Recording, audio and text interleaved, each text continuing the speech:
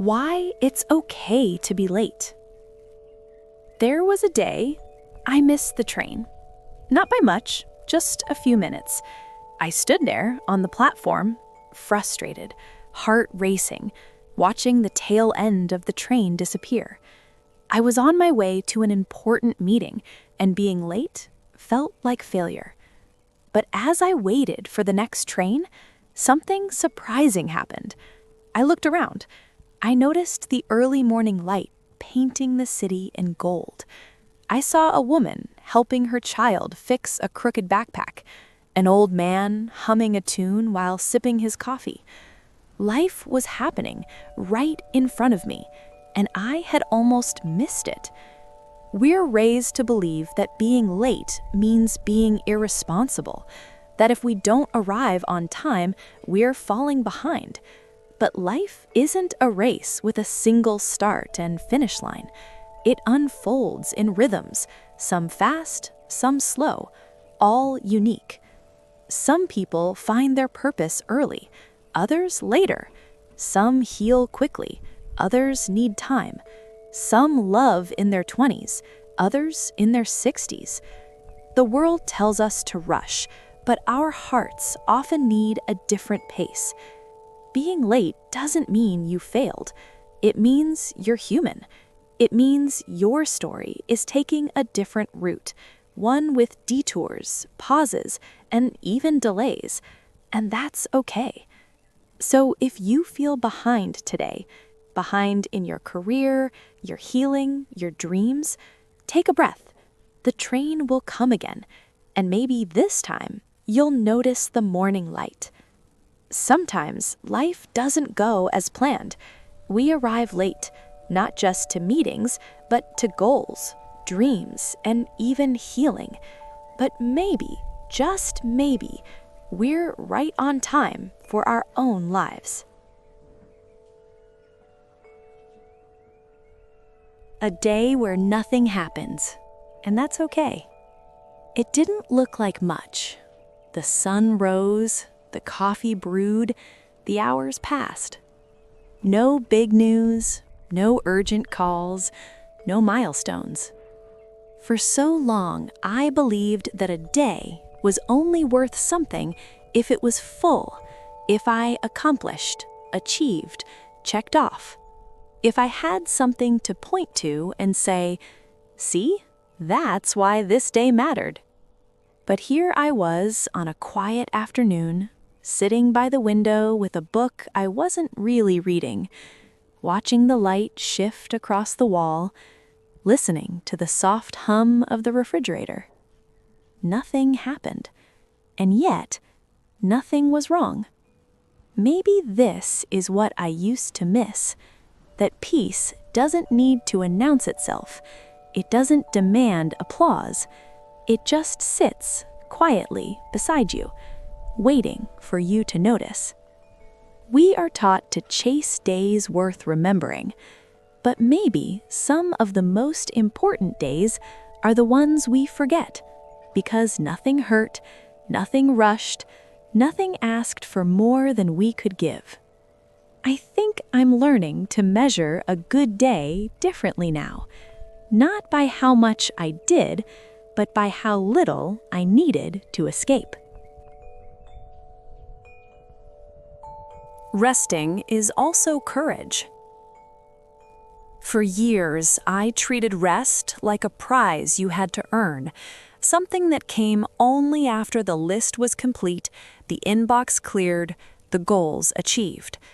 But the truth is, the list is never complete. The work simply replaces itself. There was a time when slowing down made me uneasy, like I was falling behind while everyone else was racing ahead. I thought stopping meant weakness, that if I was truly strong, I would keep going, no matter how tired I felt. But strength isn't always about endurance. Sometimes it's about stepping out of the race entirely. Choosing stillness, even when the world demands speed, is its own quiet defiance. Rest asks for trust, Trust that the world will keep turning without your constant push. Trust that you're still worthy even when you're not producing. It's not the absence of discipline, it's a discipline of a different kind. And here's what I've learned. When you give yourself permission to pause, you often return not only with more energy, but with more clarity about why you're running at all. So maybe the bravest thing you can do today isn't pushing through. Maybe it's closing the laptop, turning off the phone, and letting yourself remember what it feels like to simply be. The wisdom of doing nothing. For most of my life, I believed productivity was the highest virtue, that every empty moment was a space to be filled with a task, a plan, a goal. Doing nothing felt wasteful, even selfish. But there came a day when my body and mind refused to cooperate. No matter how much I tried to push, the ideas wouldn't come, the energy wouldn't rise. I sat there, frustrated, staring out the window, watching the light shift slowly across the floor. And in that stillness, something unexpected happened. My breath deepened. My thoughts softened. I noticed the sound of leaves brushing against each other, the faint hum of a distant train. I realized the world kept moving without me forcing it forward. Doing nothing didn't mean I was lazy. It meant I was letting life breathe on its own. It meant I was creating space for feelings I had ignored, for ideas I had been too busy to notice, for rest I didn't know I needed. We live in a culture that equates busyness with worth, but some of the wisest decisions happen in pauses, in the moments where we let ourselves be present without an agenda. So maybe doing nothing is not the absence of life, but an invitation to see it more clearly. Maybe the next time you feel the pressure to always be moving, you can sit, breathe, and remember, not all growth is visible. The choices that make life simple. Life doesn't always get easier on its own. It gets easier when we decide what matters and gently set the rest down. For years, I tried to hold it all, every commitment, every plan, every expectation, mine and everyone else's. My calendar overflowed, my mind was a constant checklist, and my days blurred into one long rush. I told myself this was just being responsible, but in truth, I was afraid of what might surface in the quiet. Then, slowly, I began making small choices, saying no to events I didn't want to attend, deleting apps that kept me scrolling instead of living, owning fewer things so I could spend less time cleaning and more time being. At first, it felt like I was shrinking my life, but in reality, I was clearing space for it. Simplicity isn't about having less just for the sake of it. It's about having more room for what feels alive to you, whether that's a long walk in the park, a slow breakfast, or a conversation that doesn't have to be rushed. The truth is, every choice we make writes the texture of our days. And when those choices point towards ease instead of excess, we start to see what was there all along, life, unhidden by noise. So maybe the art of living simply isn't about stripping everything away at once. It's about choosing, again and again, what you'll let in and what you'll lovingly set aside.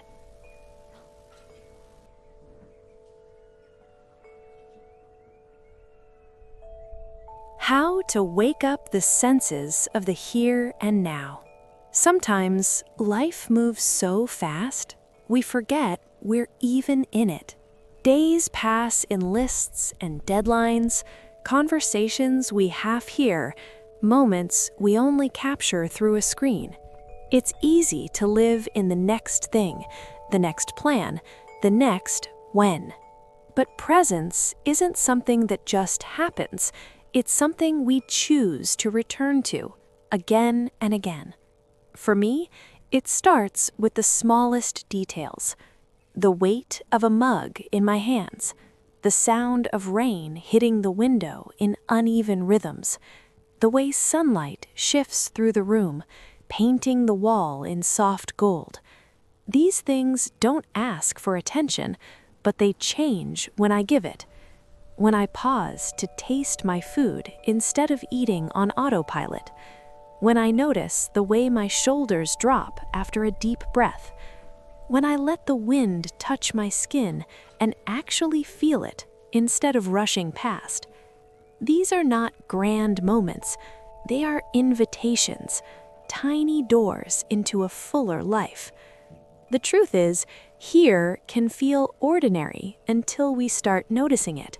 And then it becomes something else entirely, textured, layered, alive. So if the present feels far away, don't chase it. Stop. Look. Listen. Let it find you in the sound of your own breathing, the warmth in your palms, the light across your face. That's where life is happening, right now, in real time. Life's direction is not a straight line. We grow up with maps in our heads, neat arrows pointing forward, milestones lined up like signposts. School, career, love, family, stability. It's comforting to think the path is clear, that progress moves only one way, ahead. But life doesn't care much for straight lines. It bends us in directions we didn't plan. It loops us back to places we thought we'd outgrown. It sends us sideways, diagonally, even in circles. And sometimes it drops us somewhere we don't recognize at all. For a long time, I thought this meant I was lost, that every detour was proof I'd failed to follow the right path. But slowly, I began to see that detours have their own purpose.